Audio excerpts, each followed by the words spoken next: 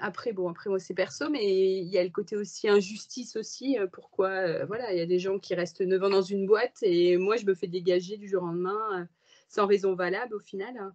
Donc c'est vrai que voilà, ça me coupe, ouais, toutes les, comment? Toutes les choses pour lesquelles, j'avais une raison d'être quelque part, quoi. Enfin, Mmh. pas d'être, mais de oui, par rapport à ce travail, quoi. Ça avait une résonance pour moi qu'aujourd'hui j'ai plus, quoi. Mmh. J'entends, moi je me fais dégager aussitôt, dans une boîte. Qu'est-ce qui vous fait penser ça?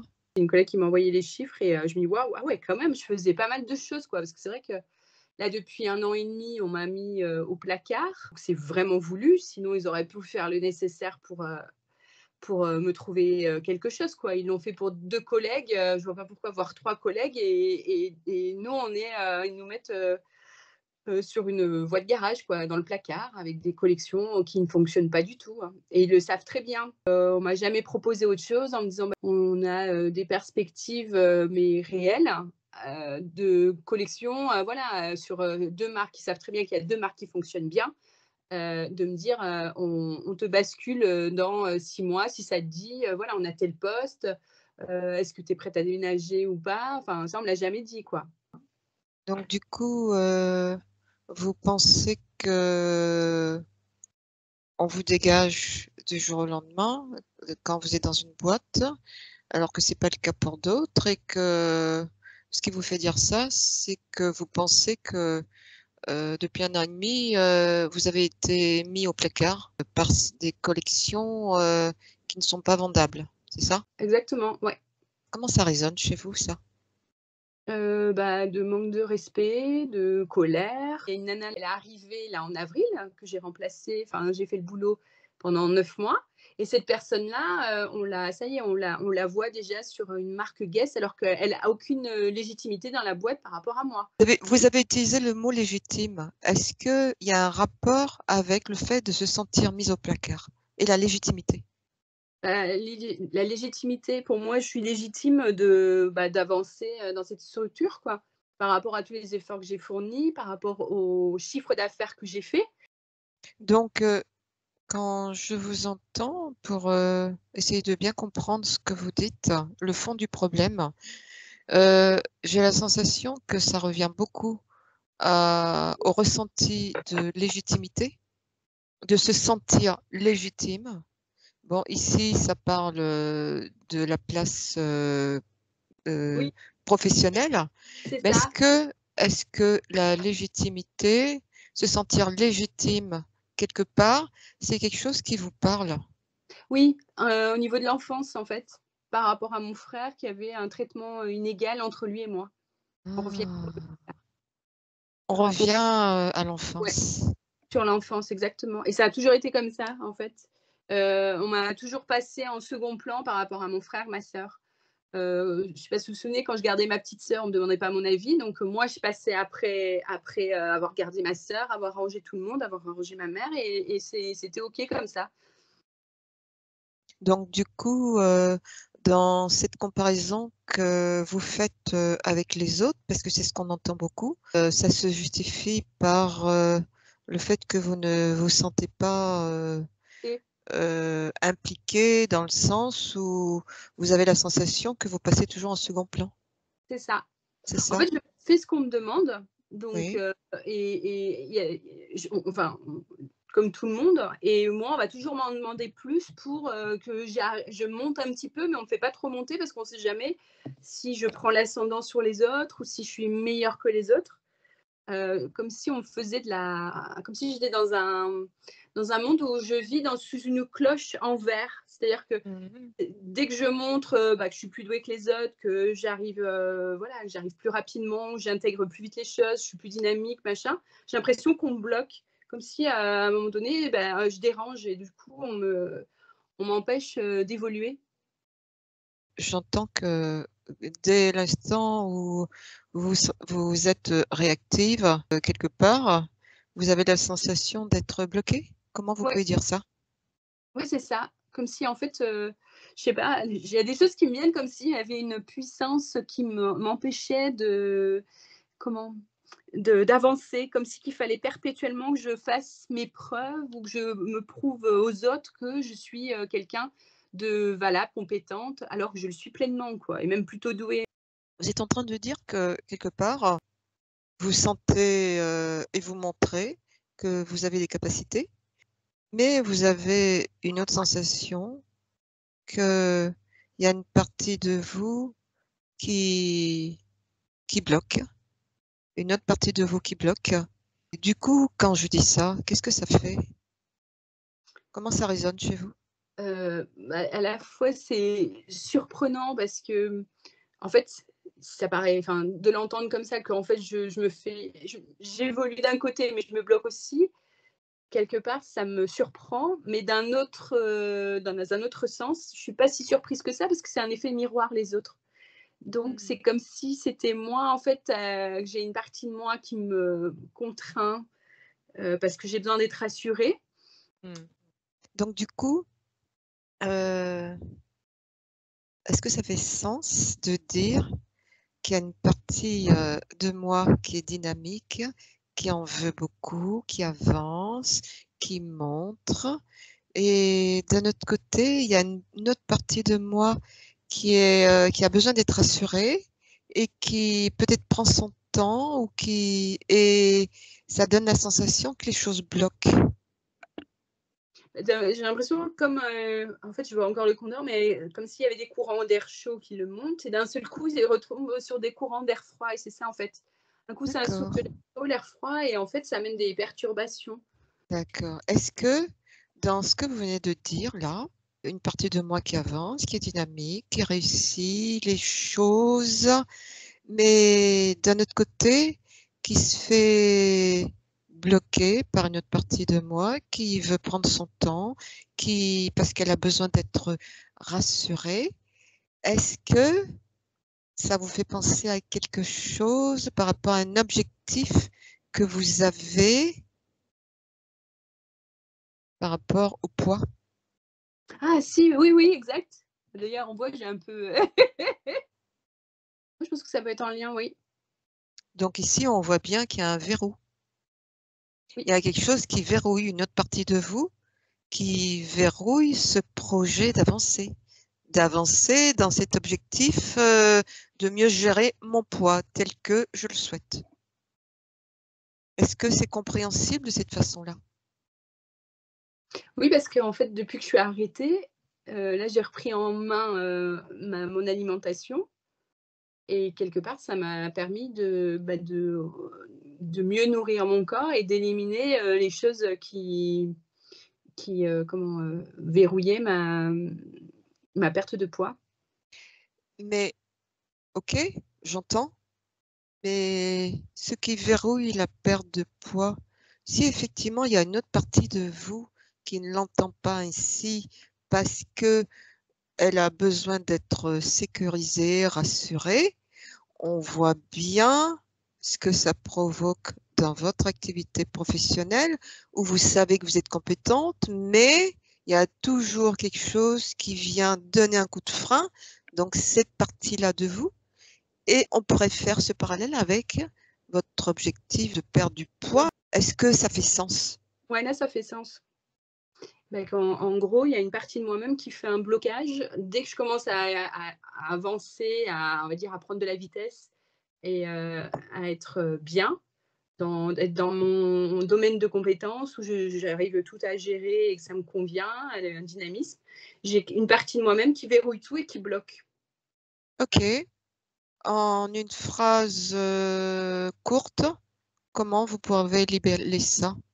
Là, vous venez de découvrir qu'en réalité, tout ce que vous faites, malgré vos compétences, malgré, votre travail, il y a une autre partie de vous qui qui est à la traîne, qui Alors, est à il la y oui, a un mot qui me vient, c'est comme si alors c'est un langage vulgaire, mais c'est comme si je salopais mon travail, je m'auto, sabotage. sabotage, ouais. OK, donc ce que j'entends ici depuis tout à l'heure, c'est qu'il il y a une partie de vous qui est dans l'auto-sabotage de vous-même. C'est C'est ça. Et ça? ça a toujours été, en fait. Que ça soit avec les hommes, avec, dès que je veux trouver dès que j'ai envie de quelque chose, oui, je sabote les choses. Je vais pas peur de confiance en soi, peur du rejet, peur de plein de choses, je bloque et voilà et je dis: «Bon allez, c'est pas grave, je passe à autre chose». Des actes manqués ou autres, où je me dis: «Non, mais pourquoi moi, Myriam, quoi?» C'est, Alors, par rapport au poids, comment vous pouvez le verbaliser, ça? C'est parti de vous, là? heu, En une bah, phrase? la perte de poids, d'un côté, j'aimerais que ça avance plus vite, mais d'un autre côté, j'ai peur de perdre du poids et de ouais, j'ai peur de Mmh. perdre du poids et d'être différente. D'un côté, j'ai un objectif de perdre du poids, mais d'un autre côté, il y a une partie de moi qui ne veut pas et qui a peur et qui a besoin d'être rassurée. Ça C'est pourrait ça, être ça? ça peut être C'est ça, ça? ouais. D'avoir une transformation peut-être, trop rapide, heu, Donc, oui. Donc par rapport à ah oui, d'avoir une transformation trop rapide. c'est ça. Que pensez-vous de ça, vraiment? Non, je pense que c'est une fausse, excuse, parce que, je sais que j'ai un bon métabolisme, vu que le poids est arrivé sur des peurs, qui m'ont saisie, on va dire, qui ont, amené à ce que mon cerveau reptilien réagisse. En fait, c'est comme si j'étais en mode, oui, en souffrance psychologique et du coup, le cerveau reptilien, réagit comme, on peut comparer ça à une allergie, à un produit allergène, la peau réagit en inflammation. Donc pour moi, c'est une inflammation, de mon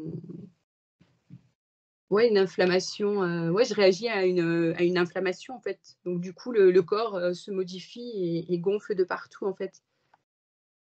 Alors, si on revient à cet objectif-là, qui est le même, hein, de perdre du poids ou d'avoir, une activité professionnelle qui me nourrisse, heu,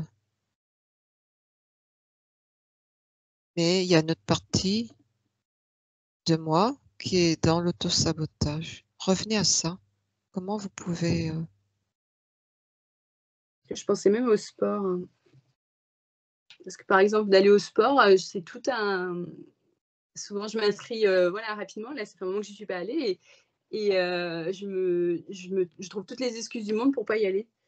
mmh Donc c'est un peu comme la perte de poids ou autre, quoi. Comme si, bon là, j'ai «l'excuse» entre guillemets d'avoir mal aux pieds, donc c'est vrai que ça me bloque des séances de sport que j'aimerais faire, telles que, voilà, d'aller faire de l'aquagym ou autre. Je peux faire que du vélo parce que, voilà, au niveau du pied, il faut que je remuscle tout.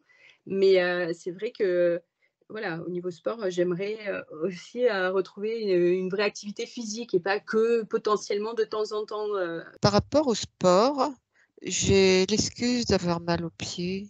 Qu'est-ce qui vous fait penser ça? et en fait, je vais pas forcer, en fait, ça me rassure d'avoir cette excuse pour pas aller au sport. Ça me rassure. Qu'est-ce qui est rassurant ici? Je reste dans mon confort de quelqu'un qui veut pas perdre du poids. Ça, c'est des trucs que je m'avoue, c'est dur à entendre, mais c'est ça. Je reste dans mon confort. Et si vous faisiez le contraire, c'est-à-dire, sortir de votre confort, qu'est-ce qui se passerait? J'ai peur d'avoir mal, en fait et de revenir en arrière, de retrouver, des blocages, des douleurs que j'ai déjà eues aussi, hein. Ah! Donc du coup, heu, le fait de vouloir rester dans son confort, c'est parce qu'il y a une peur là, la peur d'avoir mal? Ouais, Comment ça s'exprime cette peur d'avoir mal? le nerf aujourd'hui, j'ai le nerf, c'est pas le sciatique, mais un nerf qui démarre sous la voûte plantaire et qui remonte en haut et là, par exemple, j'ai des exercices à faire pour, assouplir ce nerf, mais il est en feu, là, aujourd'hui. Alors, Donc donc vous oui, reliez, l'exercice, physique au fait d'avoir mal. Et pourquoi, selon vous, vous allez réveiller des douleurs en faisant une activité physique? Expliquez-moi ce lien-là. Pourquoi?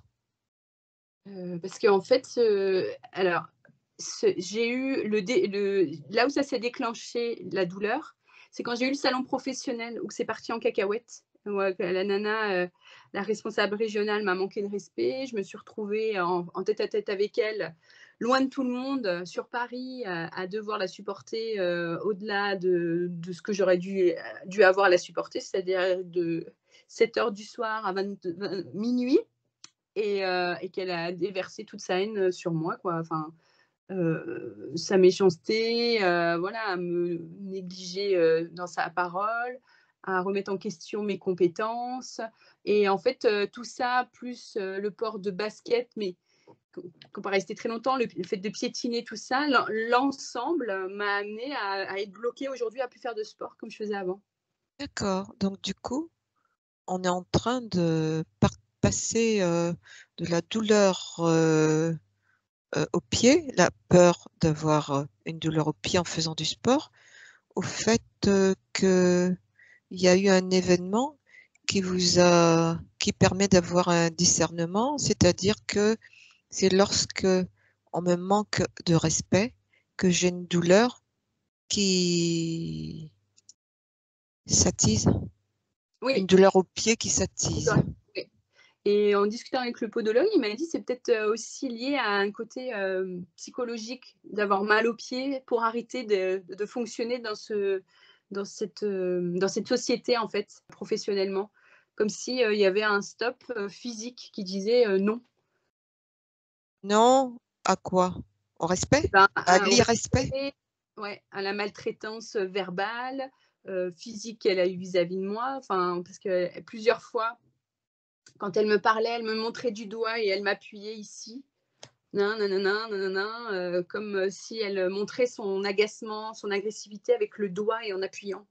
On s'aperçoit que les douleurs, vos douleurs au pied, elles s'activent lorsqu'on vous manque de respect. Le manque de respect, c'est la maltraitance verbale, voire quelqu'un qui ose toucher. Dans tous les cas, on est sur euh,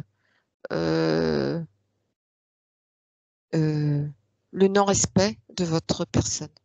Donc ici, le non-respect de votre personne, c'est quelque chose d'important là. Vous voyez, vous venez de découvrir qu'en réalité, quand on me manque de respect, eh bien, il y a des choses qui ne se font pas.